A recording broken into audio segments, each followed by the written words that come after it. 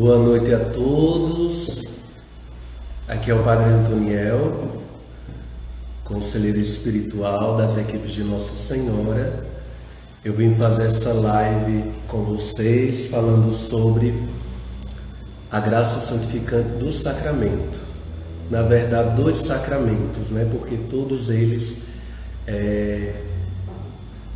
edificam em nós a nossa intimidade com Deus. Mas para nós bem compreendermos como nós iremos trabalhar esse tema, eu irei dividi-lo em três tipos de graças, digamos assim. Então, sejam todos bem-vindos, aqueles que estão nos acompanhando ao vivo em toda a província. Boa noite a todos. Eu não vou poder ficar respondendo durante a live, porque senão eu vou ter que interromper. Eu terei em média 30 minutos para falar com vocês, tá bom? Então, sintam-se bem-vindos e acolhidos por mim. Eu nunca fiz uma live desse modo, viu? É a primeira vez, mas estou muito feliz em poder estar com vocês neste momento. Então, dando continuidade ao que eu estava falando, nós iremos trabalhar o tema da graça, a graça santificante. Mas para falarmos da graça santificante, também teremos de falar e explicar sobre a graça atual, que é outro modo da graça de Deus se realizar em nossa vida, e posteriormente a graça grátis date. E aí eu vou explicar o que é cada uma para a gente poder compreender melhor, tá certo? Eu vou me servir do Catecismo da Igreja Católica, porque falar da graça de Deus está dentro da nossa doutrina católica, do ensinamento da Igreja, então não podemos fazê-lo sem o Catecismo.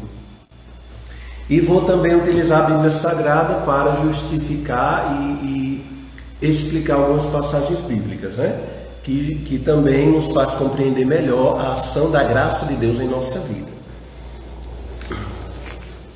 Então eu gostaria de iniciar falando sobre a graça santificante, que também nós podemos chamar de graça deificante e graça habitual.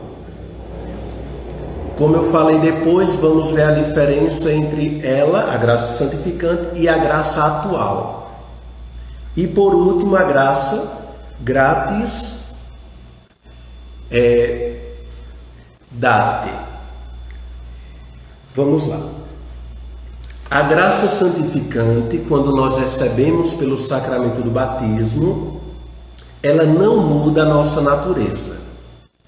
É importante compreender isso porque em alguns momentos a gente pode confundir a realidade da graça que age em nós com aquilo que é da nossa humanidade, da nossa natureza. Então, a minha humanidade não deixa de existir porque a graça de Deus age em mim. Eu devo compreender que mesmo eu estou aqui, minha gente, transpirando, porque aqui é quente, viu? Então, a graça santificante não muda a nossa essência, a nossa natureza humana, mas nos torna participantes da graça divina, levando-nos à união com a Santíssima Trindade. E isso se dá pelo batismo. Logo compreendemos que sem Cristo, antes dele, não havia graça santificante na vida do homem, porque a graça santificante ela é propriamente dada pelo mistério salvífico de Cristo e por meio dos sacramentos por ele instituídos. E a fonte dessa graça santificante é necessariamente o batismo. Então, para se ter a graça santificante, o indivíduo ou o ser humano deve ser batizado, deve receber o sacramento.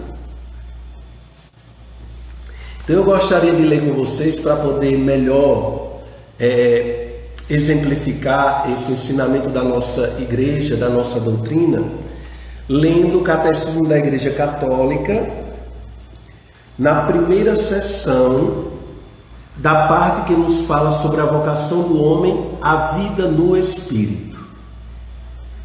Número 1999. Então eu vou ler para vocês agora. Já deixei aqui marcado para ser mais rápido. Então nos diz o seguinte: a graça de Cristo é o dom gratuito de Deus.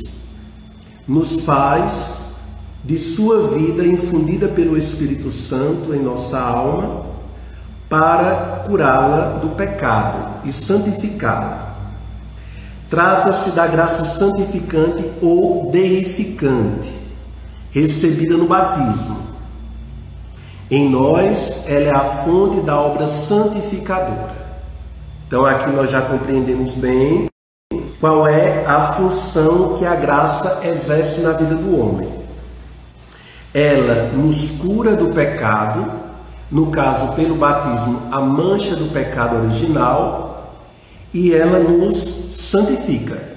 Claro, graça santificante é para santificar o homem. Lembrando que a santidade é o processo pelo qual nós passamos, caminhamos para chegar à salvação. Aqui eu estou vendo aqui o Padre José Maria e tantos outros que estão nos acompanhando ao vivo. Obrigado, viu? É uma honra poder tê-los neste momento. Me perdoe não poder ficar respondendo, mas para poder dar continuidade aqui à nossa formação. Então, a graça santificante ou deificante é um dom habitual. Preste bem atenção, porque aqui está o cerne da compreensão da diferença entre graça santificante ou habitual e a graça atual, que eu vou falar posteriormente. Então, a graça é um dom habitual, a graça santificante. É uma disposição estável e sobrenatural para aperfeiçoar a própria alma e torná-la capaz de viver com Deus. Agir por seu amor. Deve-se distinguir a graça habitual, disposição permanente para viver e agir conforme o chamado divino, e as graças atuais. Deve distinguir, que designam as intervenções divinas, quer na origem da conversão, quer no decorrer da obra da santificação do próprio homem. Então vamos aqui ler um pouco daquilo que eu preparei com minhas palavras para a gente compreender melhor a ação da graça santificante na vida do homem por meio do sacramento. Aqui, prioritariamente, do sacramento do batismo. Então, nós recebemos a graça santificante pelo sacramento do batismo e nos faz compreender que não é por mérito humano, mas por gratuidade de Deus, e isso produz os seguintes efeitos em nossa alma. Então, primeira coisa importante é que quando Deus me dá a graça santificante, não é porque eu mereço, porque eu fiz algo por merecer. Não é por mérito. Tanto é que a gente sabe que a criança também recebe o batismo, e pelo batismo ela já recebe a graça santificante. E ela em si não praticou nada meritoso que pudesse vir a fazê-la merecer por obras que ela tenha feito para receber a graça santificante. Então é gratuidade. Na verdade, tudo que é dom e graça é gratuidade de Deus, é misericórdia dele agindo na vida do homem, né? Do ser humano. Mas quais são os efeitos que produzem na vida do ser humano quando ele recebe a graça santificante? Primeiro, nos torna filhos de Deus. Então a gente poderia resumir isso. Como é que eu me torno filho de Deus? Afinal de contas, todos nós somos criaturas de Deus. Claro que nós somos a obra-prima, né? A criatura, digamos, mais importante, imagem e semelhança de Deus, criados na perfeição, na pureza. Adão e Eva eram imaculados, sem mancha de pecado, mas o pecado corrompeu essa natureza. O pecado, no caso, é um acidente, porque o objetivo primeiro, a essência do ser humano não é ser pecador, é viver a plena comunhão com a Trindade Santa, com o próprio Deus. Então o pecado foi um acidente que nos tirou dessa plena comunhão e embaçou a nossa imagem e semelhança de Deus. Portanto, a graça santificante nos devolve essa graça que o pecado havia corrompido. Então nos torna filhos de Deus. Segundo, merecedores da glória eterna. Antes não tínhamos o merecimento, lembrando que esse merecimento é dado por mérito de Cristo, mas nos é dado. Então, a partir do momento que eu me torno batizado, eu mereço o céu, pela graça santificante, porque ela me tirou daquela condição de pecado, de miséria, para nos colocar num caminho de perfeição, que nos leva à glória eterna. Também nos torna co-herdeiros de Cristo, pois quando somos batizados fazemos parte do seu corpo místico, que é a igreja. Então a igreja é este caminho por excelência que nos leva para nos aproximarmos mais de Deus e no final da caminhada chegarmos ao céu. Quarto, nos torna templos vivos do Espírito Santo, e não só do Espírito, mas de toda a Trindade Santa. Nos leva a uma plena comunhão e a capacidade para o mérito sobrenatural. Então esse é o efeito da graça santificante que nos é dada pelo sacramento do batismo. Por isso a gente não pode relativizar a importância do sacramento. E não podemos adiar por qualquer motivo. Há pais que dizem, não, vou esperar meu filho crescer para escolher ser ou não católico, ser ou não cristão. Isso é um risco muito grande, porque a gente não espera um filho crescer para educá-lo. E também isso funciona e se aplica à realidade de fé. Então, quanto mais cedo o homem e a mulher receber essa graça santificante, mais ele estará blindado, estará envolvido por um poder sobrenatural que o protege, que o santifica, e lhe dá a abertura para receber o mérito de outras graças, outros dons, e é onde eu vou chegar daqui a pouco. Então, recordamos que a graça santificante é também chamada de graça deificante, como eu falei, ou habitual. Por que habitual? Porque ela é constante, ela é permanente, ela está sempre na nossa alma. Porque a graça santificante, ela age em toda a alma, não é apenas em uma parte dela, é em todo o ser. Lembrando que a alma, ela tem 3 faculdades principais que caracterizam o ser humano, o diferencia de um animal irracional. Quais são? O intelecto, a inteligência, certo? A inteligência, a vontade e a liberdade. Só o ser humano, de fato, tem essas 3 faculdades: inteligência, vontade e liberdade. Por mais que nós digamos que um cachorrinho, um gato, um animal doméstico, ele seja inteligente, aprenda fácil, ame o seu dono, goste do seu dono, mas é diferente a compreensão de inteligência humana, visto que isso depende da alma e da ação do Espírito Santo nela, na própria alma. Então, a graça santificante, ela age nas faculdades humanas, então em toda a alma. Quando é que a graça santificante ela pode ser prejudicada na alma humana? Quando nós cometemos pecado mortal. Lembrando que a gente normalmente classifica o pecado como o pecado venial, que seria o pecado mais leve, que não leva à condenação da alma, mas também prejudica, corrompe e pode levar também a pecado mais grave e, consequentemente, pecado mortal. O pecado capital, que vem de capa ou cabeça, que é como origem para os pecados graves, o pecado grave E esse pecado grave, ele pode ser mortal. Normalmente o é. Então, pecado venial, pecado capital, pecado grave, pecado mortal. O pecado mortal, ele corrompe a graça que há em nós. E como é que o homem, mesmo já sendo batizado, oi a todos que estão nos acompanhando, um grande abraço, Deus abençoe. Então, como é que a graça santificante ela é restaurada na alma humana quando o homem peca, quando o homem comete pecado grave e mortal?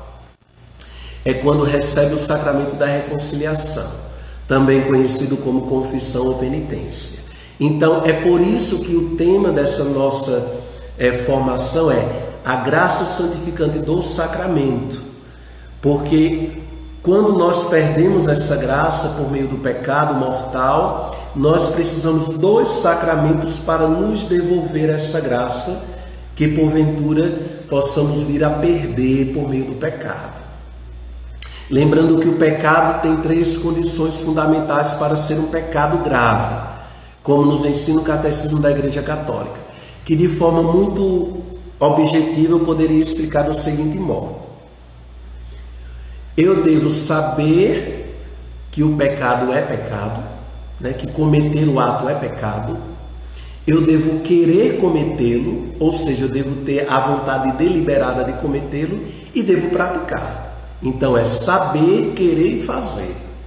Quando eu sei, quero e faço, eu estou cometendo conscientemente, deliberadamente o pecado grave, mortal, que pode ser mortal. Então, o sacramento da reconciliação é o meio pelo qual eu recupero essa graça santificante. Mas não apenas o sacramento no sentido de dizer, eu vou até o padre, falo dos meus pecados e ele me dá absolvição, está tudo bem. Não, eu devo ter a contrição e o arrependimento profundo e perfeito para que essa graça santificante do sacramento da reconciliação haja em minha vida.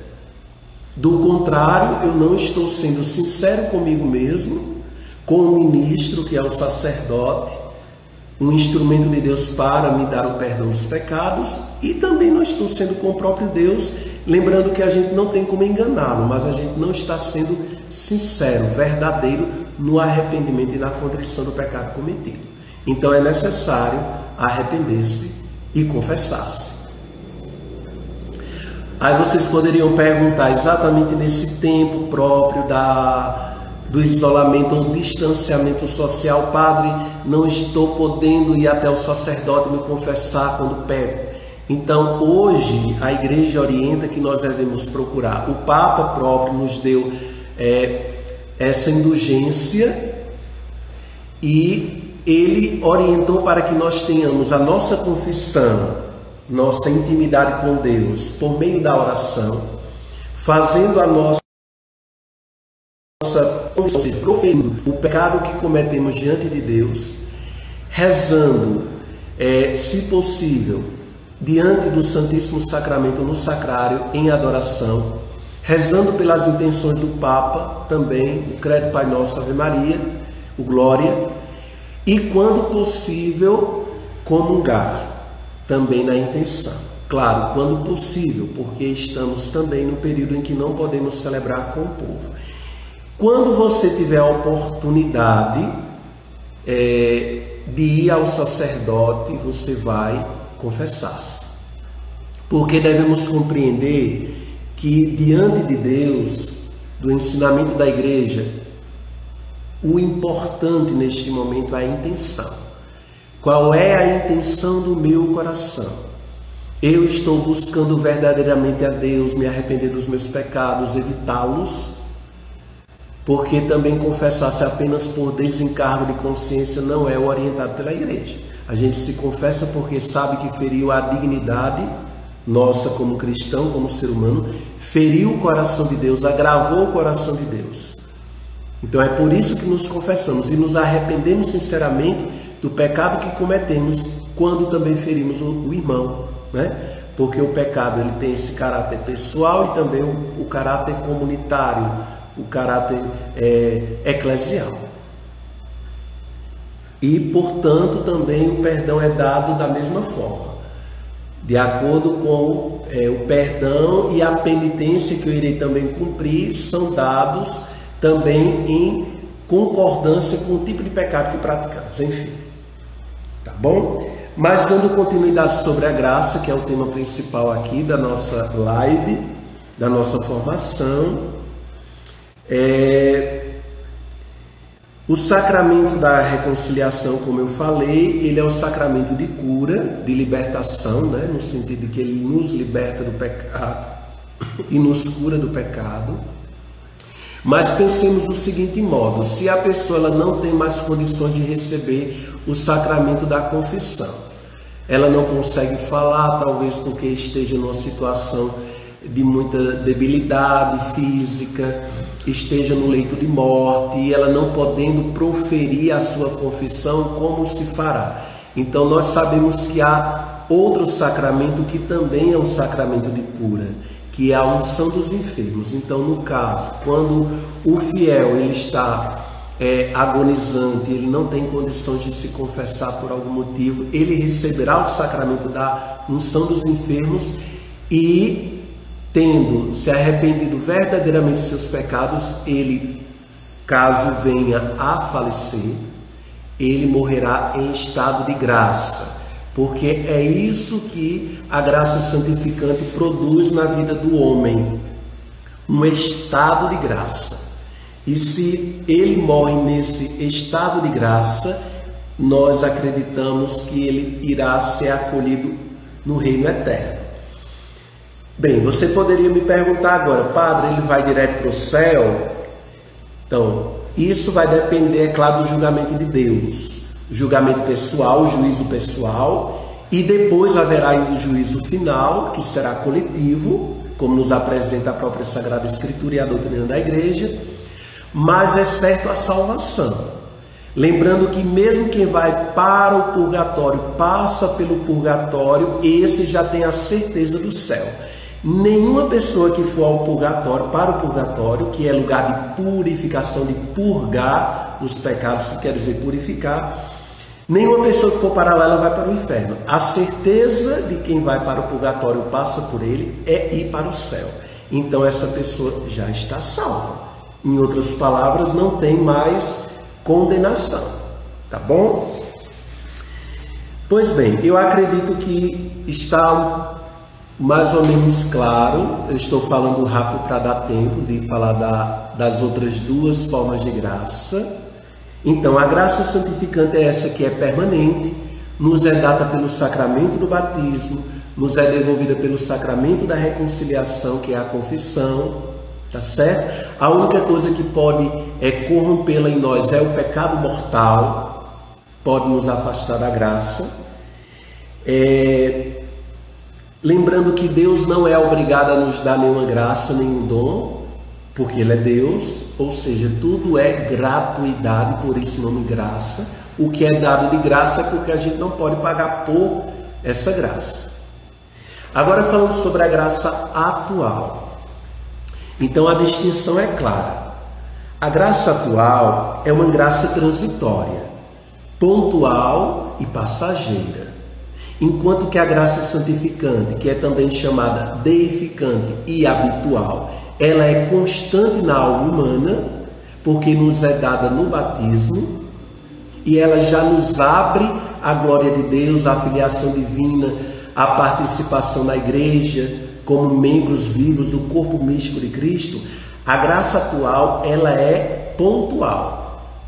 Então, para a gente compreender melhor, aquela graça que nós pedimos a Deus, um pedido, um dom, para alguma situação da nossa vida, é uma graça atual, tá certo? Então, a graça atual dispõe a alma para fazer o bem e evitar o mal. É dada para o homem agir de modo bom. É uma graça que nos ajuda em momentos específicos da nossa vida a agir de forma coerente à vontade de Deus. Lembrando que essa graça atual é uma ação de Deus. Se é a ação de Deus, é uma ação sobrenatural. Mas mesmo sendo sobrenatural, ela age na realidade cotidiana do ser humano, nas necessidades de cada um de nós. Pelos sacramentos, Deus vai nos dando essas graças atuais para as mais variadas necessidades. Então, a graça atual, ela também é dada pelos sacramentos. A exemplo do casal, então falando para vocês especificamente que são equipistas, a graça atual, ela ajuda na vida do casal, no sacramento do matrimônio, lembrando que, de modo especial, os sacramentos são os meios mais eficazes para poder nos dar as graças. Ou, no caso da graça atual, os dons. Para que servem? Para nos auxiliar na convivência familiar, na edificação do casal, na conjugalidade. Então, são auxílios divinos para a edificação da família e do próprio amor do casal. Então, isso é importante nós entendermos, que a gente não pede apenas uma graça quando a gente precisa de um milagre ou de um emprego. Claro que isso também vale. O padre não está dizendo que você não deva pedir, pode e deve, mas ela deve nos ajudar também na nossa realidade de convivência. Pedimos a graça de Deus para podermos amar mais, para estarmos mais abertos também ao amor, para compreendermos melhor o outro, para termos o dom da sabedoria, do discernimento. Então a graça atual, ela nos serve nesses momentos circunstanciais da vida que a gente percebe que necessita da intervenção divina, que sozinhos a gente não consegue. Claro que pela graça santificante que nós já recebemos no batismo, temos essa abertura, mas é necessário também pedir a Deus a graça atual.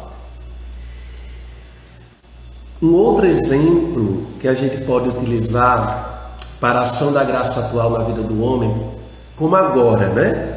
Eu estava um pouco ansioso aqui para fazer essa live, não tenho muito hábito, não ver o povo é um pouco estranho, né, quando a gente fala.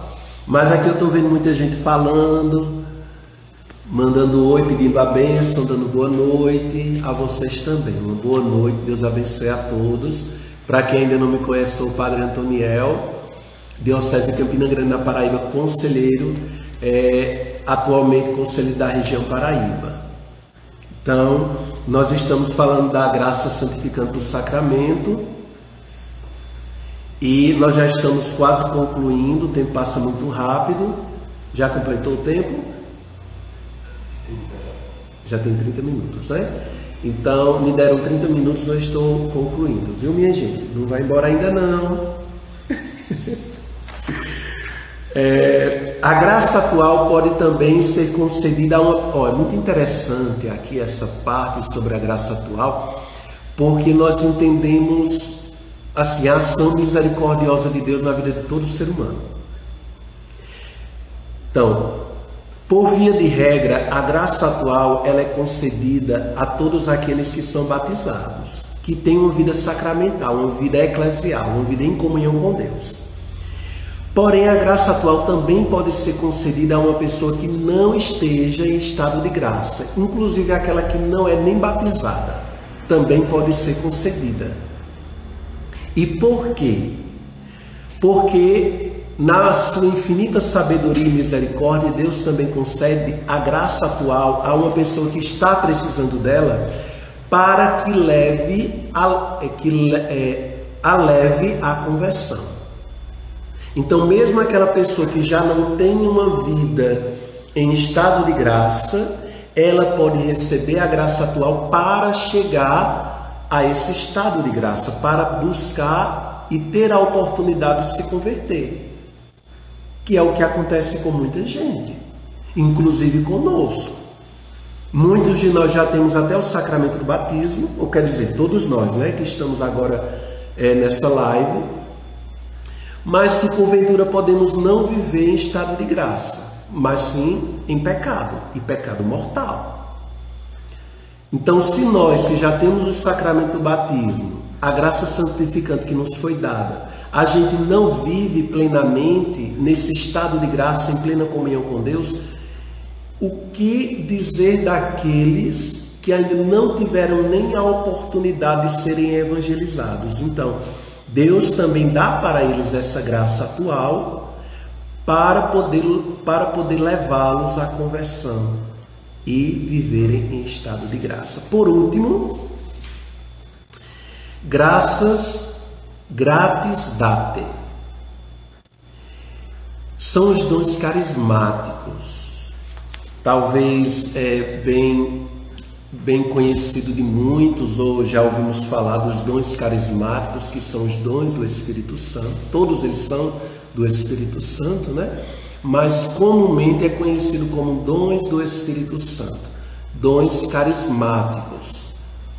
Então, os dons carismáticos, uma coisa importante, eles não são indispensáveis para a salvação humana.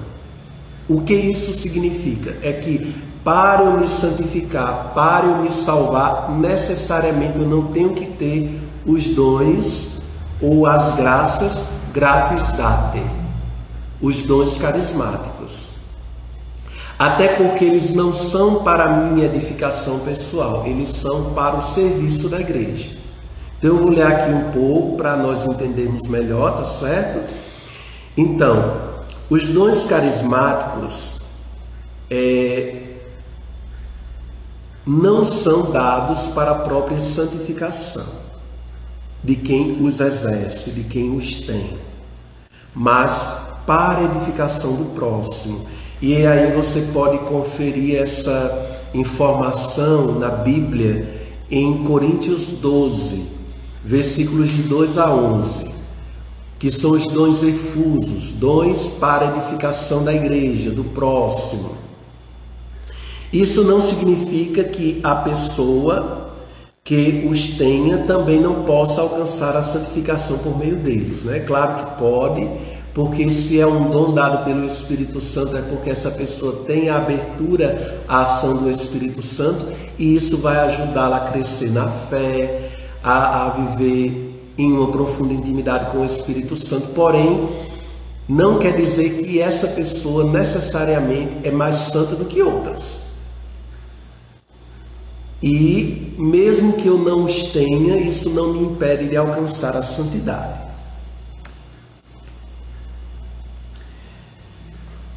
O dom carismático não é um dom permanente, ou seja, ele, assim como a graça atual, ele serve para momentos específicos. Vou dar um exemplo: o dom de cura, ele age por meio de uma pessoa que o pede, que Deus lhe concede, talvez até mesmo sem ele ter a plena consciência ou tenha pedido de forma deliberada, proposital, mas Deus lhe concede esse dom, porém concede também para algo específico. Então isso quer dizer que não necessariamente quem recebeu o dom da profecia, da cura, em determinado momento, ele tenha que tê-lo para sempre. E não é só por uma questão de ele estar ou não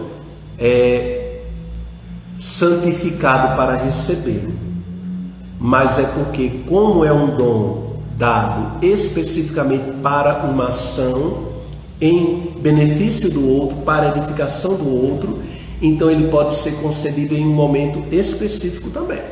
Então ele não é necessariamente um dom permanente como é a graça santificante. Ela é permanente, é estável na alma humana.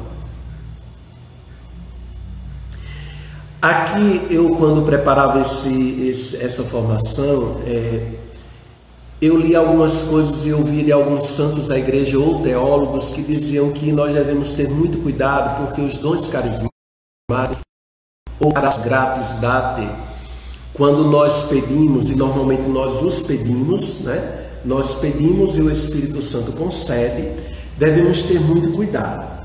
Cuidado, inclusive, para não confundi-los.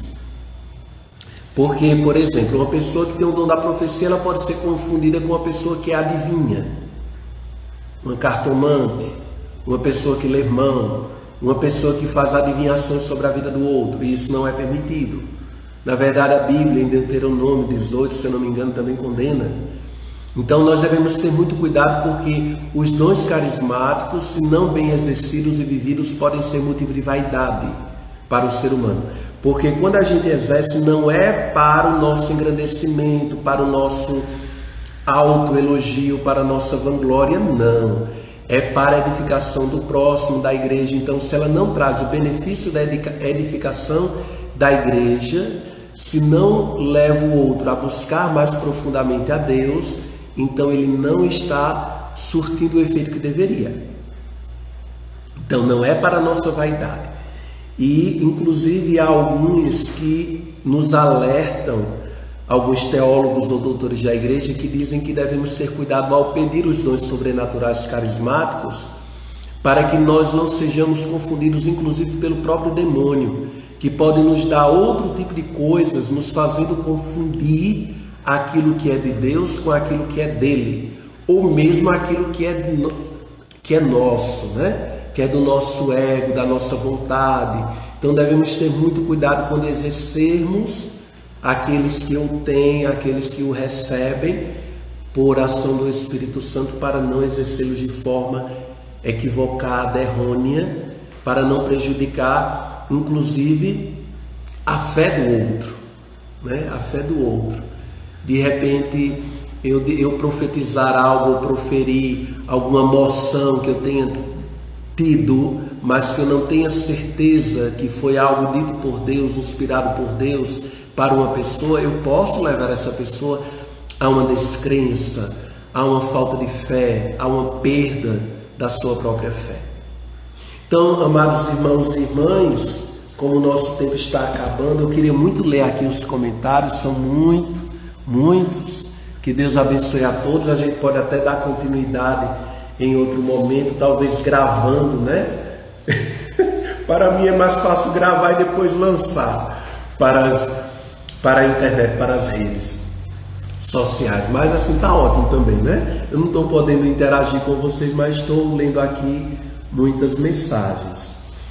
Eu queria, para concluir, de fato, falar sobre os efeitos do sacramento da Eucaristia em nossa vida, porque como nós estamos falando aqui da graça santificante e os outros dons, graças e efeitos que os sacramentos produzem em nós, eu estava vendo o material de São Tomás de Aquino, que é um grande doutor da igreja, a nossa doutrina católica, a nossa sacramentologia, muito daquilo que ensinamos na teologia e aprendemos a teologia, sagrada teologia, por meio do ensinamento de São Tomás de Aquino, né? Um dos grandes doutores da igreja, juntamente com Santo Agostinho, que lhe precedeu, né? Santo Agostinho foi bem anterior, quase 10 séculos, né? Santo Agostinho viveu ali por volta do 4º, 5º século, São Tomás de Aquino no século IV, ou 14º.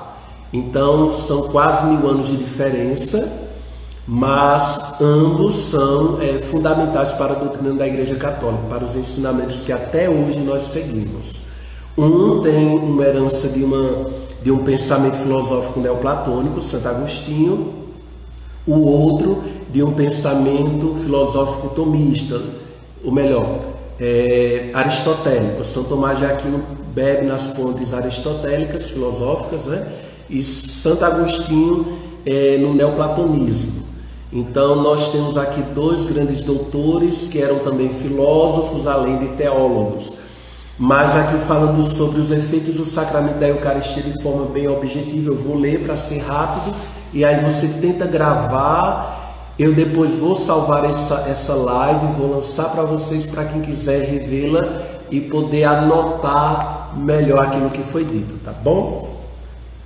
Então, no sermão sobre o corpo do Senhor, São Tomás de Aquino nos fala sobre os efeitos da Eucaristia. Eu vou falar de alguns deles, mas que são os principais, tá bom? Então, primeiro, é que o próprio Cristo, ele está presente de forma sacramental na Eucaristia. Então, saber que é Jesus que está no pão e no vinho consagrados, transubstanciados em corpo, alma e divindade, já é o primeiro efeito. Então, independente daquilo que nós queiramos que a Eucaristia, de forma materializada, produza em nós, o primeiro e mais importante efeito da graça do sacramento da Eucaristia é a presença de Cristo mesmo na Eucaristia. Então, não é apenas um símbolo qualquer, mas é o próprio Cristo presente na Eucaristia. Segundo, a Eucaristia opera a vida da graça, ou seja, nos faz viver em Cristo. Então, eu quando comungo, não sou apenas eu que absorvo a Eucaristia, mas de uma forma profunda e espiritual, eu sou absorvido por ela. Então, Cristo também me consome, né, no seu amor por meio da Eucaristia. Terceiro, o efeito que a paixão de Cristo realizou no homem também realiza na Eucaristia. Porque lembrando que a Eucaristia é um banquete, mas é um sacrifício.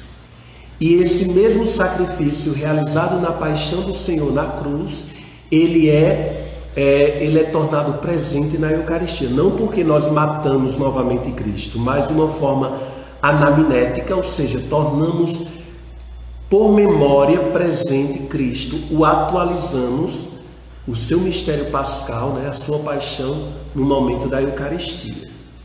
Então, o mesmo efeito salvador que realizou lá na cruz, quando nos salvou, realiza na Eucaristia. Somos novamente e continuamente salvos pela Eucaristia. É o pão de vida eterna. Então, é um pão que nos alimenta aqui, já antecipando a realidade divina e eterna em nós, mas que nos prepara para o banquete definitivo no céu. Por isso, alimento de vida eterna. Plenifica a eternidade em mim, já aqui e agora, que irá se completar, plenificar na eternidade. Também produz o vínculo da unidade, assim como os grãos de trigo, que são triturados e tornados farinha, e a farinha é tornada pão, assim como as uvas, que são muitas, são amassadas, tornadas vinho, e o vinho tornado sangue de Cristo, também esse mesmo efeito deve produzir a Eucaristia em nós, de comunhão, de unidade. Agora, minha com o próprio Cristo e minha com a comunidade reunida, que é a eclésia, a igreja, o corpo místico do Senhor. E olha como é lindo isso, né? A Eucaristia é corpo do Senhor, é o corpo de Cristo. E a igreja é o corpo místico de Cristo. Então, de certo modo, é uma realidade da continuidade à outra. Também a alma faz uma refeição espiritual. Se eu recebo o pão da vida, eu faço essa refeição espiritual. Outra coisa importante da Eucaristia, um efeito singular, importantíssimo, é o perdão dos pecados veniais quando nós celebramos a Eucaristia, a Santa Missa. Por isso é que é importante, quando nós vamos participarmos dela do início ao fim. Não devemos chegar na missa depois que já tem sido realizado o rito inicial, o ato de contrição, o ato penitencial, melhor dizendo, ou depois da liturgia da palavra.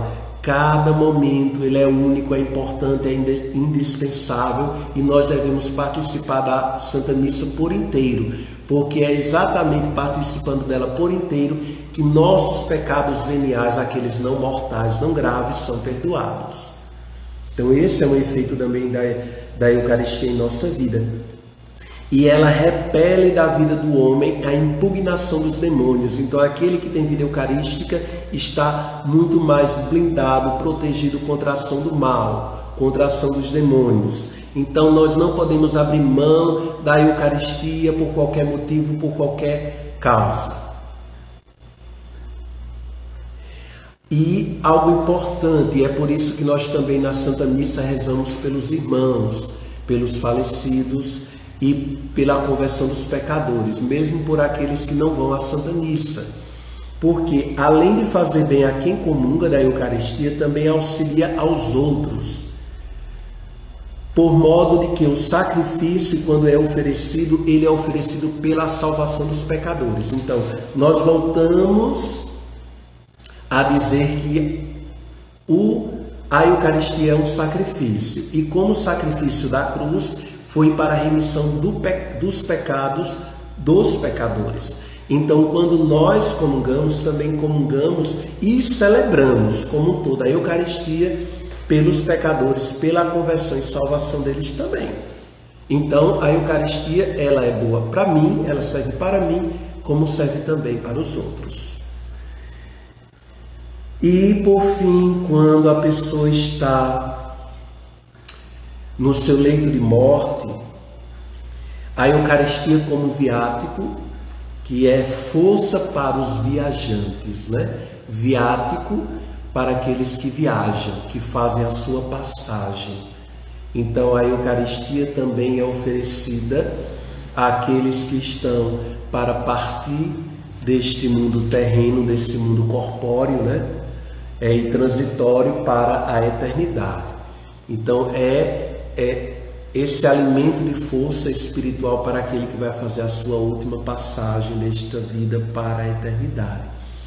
E para concluir, amados irmãos e irmãs, assim como a Eucaristia ela nos liberta do pecado venial, mas ela também nos alerta, a própria palavra nos alerta para não comungarmos em estado de pecado grave, mortal, porque também é um sacrilégio, então temos que ter esse cuidado. Não, quem está em pecado mortal não deve receber a comunhão, de fato não. Né? O que é perdoado, como eu falei antes, é o pecado venial, quando eu participo daquele momento inicial da Santa Missa, onde eu faço o meu momento penitencial. Eu vou sim ser perdoado do pecado venial, que é o pecado leve, não é grave, não é mortal. Mas o pecado mortal, para poder participar do banquete da Eucaristia, eu devo me confessar sim, necessariamente, tá bom? Então isso é o que nos ensina a doutrina da Igreja Católica. A Eucaristia também ela tem o poder de perdoar a consequência da pena, quando nós a comungamos de forma em estado de graça, Por isso é que quando eu me confesso e eu cumpro com certeza a penitência que me foi dada pelo sacerdote, eu devo participar da Eucaristia. Não tem sentido eu me confessar e não participar da Eucaristia, porque a Eucaristia ela vai apagar também, segundo São Tomás de Aquino, seu ensinamento, essa pena que nos ainda consequência daquele pecado que cometemos. Então, amados irmãos e irmãs, eu concluo aqui a nossa formação sobre a graça santificante, que foi ampliada para falar sobre a graça santificante, que também é conhecida como graça habitual ou deificante, diferenciando da graça atual e também da gratia date, que é aquela graça dada como carisma, como dons, ferramentas para a edificação da igreja e para a edificação do próximo. E por fim eu falei sobre os efeitos da Eucaristia na vida de nós cristãos católicos, que dela participamos, nela cremos e amamos e adoramos. Então a todos uma boa noite, que Deus abençoe. Antes de ir embora, deixa eu ver mais aqui quem é que está falando conosco. Deus abençoe a todos os casais da província, da região Paraíba, minha região, tá certo? Muito obrigado por nos acompanhar. Desculpe a velocidade do falar por conta do tempo, né? Que me foi dado meia hora, eu já passei bem quase uma. É verdade. Então, um grande abraço, felicidade a todos, Deus os abençoe. Quem me ajudou aqui como jovem da Pascom. E agradeço também a Diego, que está aqui comigo, me ajudando. Então, boa noite a todos, Deus abençoe. Fiquem com Deus.